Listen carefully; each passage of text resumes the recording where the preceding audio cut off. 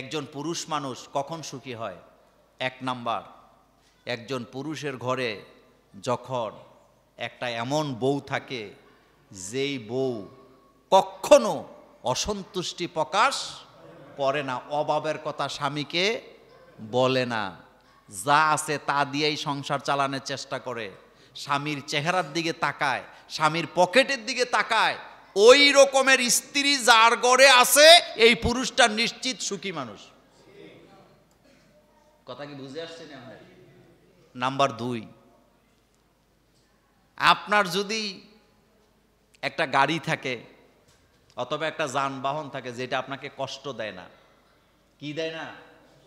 কষ্ট দেয় না। প্রতিদিন যার গাড়ি নষ্ট হয় তার জীবনে শান্তি আছে নি? না। রাস্তায় গেছেন, গাড়ি নষ্ট, কি যে টেনশন।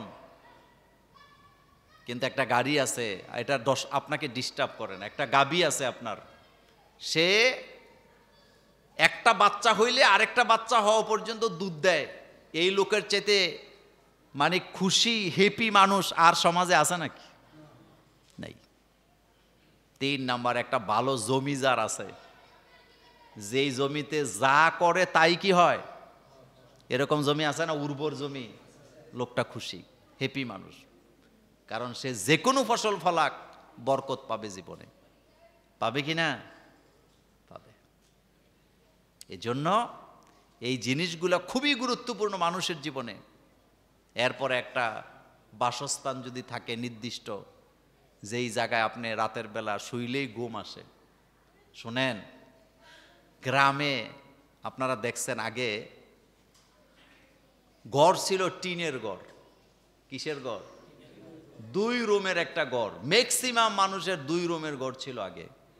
ছেলে মেয়ে ছিল 6 জন 7 জন, একসাথে সবাই ঈদ করছে, রোজা করছে, ইবাদত করছে, ঘুমাইছে, থাকছে।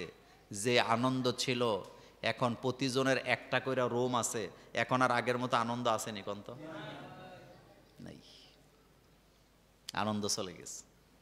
এই জন্য মনে রাখবেন, বিল্ডিং, টাকা পয়সা কখনো সুখ দেয় না। সুখ এটা আসবে তখন যখন আপনি নিজেকে এমনভাবে পরিচালিত করবেন, আপনার ডাইন থেকে বাম থেকে আপনাকে যখন পাপাচার স্পর্শ করতে পারবে না, তখনই বুঝবেন আপনি সুখী মানুষ। আমি আপনাকে কয়েকটা কথা বলি। নাম্বার 1, ছেলে মেয়ে আত্মীয় স্বজনকে সবসময় খুশি করার জন্য নিজে কখনো পাপাচারে জড়াবেন না।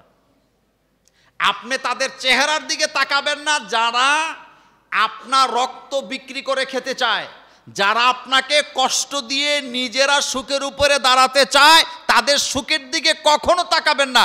আপনার যা আছে সেটা নিয়ে আল্লাহর জন্য সন্তুষ্টি থাকেন। এ কথাটা মাথায় রাখবেন। নাম্বার 2,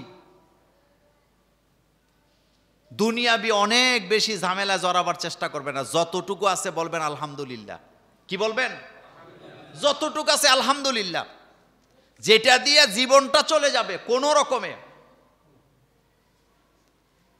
এ কথাটা আপনার হৃদয়ের ডায়েরিতে লিখে রাখেন। আপনি আপনার ছেলে মেয়েদের জন্য যত বেশি সম্পদ রেখে যাবেন, আপনার ছেলে মেয়েদের মধ্যে তত বেশি ঝগড়া হবে, তত বেশি মনোমালিন্য হবে, তত বেশি মামলা দামলা হবে।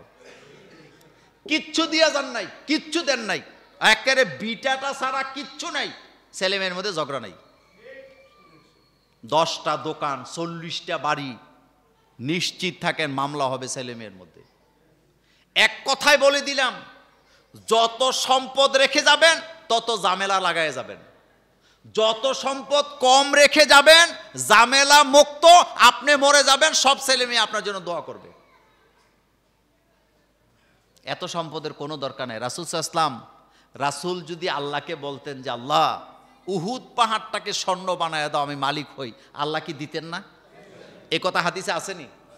রাসূল কয়, আমি যদি আল্লাহকে বলি যে আল্লাহ তুমি উহুদ পাহাড়টা স্বর্ণ বানায় দাও, আল্লাহ আমার জন্য উহুদ পাহাড়টা স্বর্ণ বানায় দিবে। কিন্তু আমি এটা চাই না।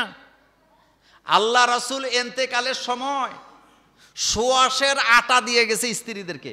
সুবহানাল্লাহ, বাইজে কইেন আর কি বলেন, কয় শের? বলেন জোরে বলেন, কয় শের? সোয়াশ শের বুঝেন তো? কেজির হিসাব না, শেরের হিসাব আলাদা। রাসূল এন্তেকালের সময় সোয়াশের আটা দিয়ে গেছে স্ত্রীদেরকে, আর আমি আপনি কি দিয়ে যাই? হ্যাঁ, ব্যাংকে টাকা, এফডিআর করা টাকা, স্বর্ণে টাকা, জমিনে টাকা, ফ্ল্যাটে টাকা, বাড়িতে টাকা, টাকার অভাব নেই। কিন্তু আপনি যে মরে গেছেন, আপনি কি জানেন আপনার জন্য দোয়াও নাই? বড় জোর মোল্লা দিয়ে একটু দোয়া টোয়া পড়ায় আপনার বিদায় করে দিব, কিন্তু মোল্লা দিয়া দোয়া পড়ানোর জন্য আপনি দুনিয়াতে আইছিলেন? কি লাভ? লাভ নাই। একটা ডায়লগ আছে, বিশ্ববিখ্যাত ডায়লগ, সাসা আপনা যান।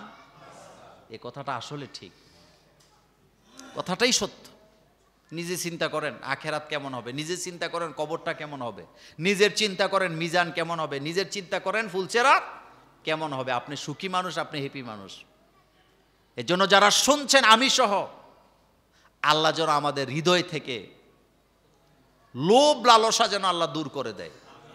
অনেক সম্পদ আমাদের দরকার নাই। রাসূল গেছে যেই পথে আমরা যেতে চাই, কোনো রকমে চলতে থাক। একটা থাকার জায়গা, একটা থাকার জায়গা, একটু খাবার মোটামুটি নর্মাল যেটা হয় হইলেই তো হইল। এত কিছু দরকারটা কি?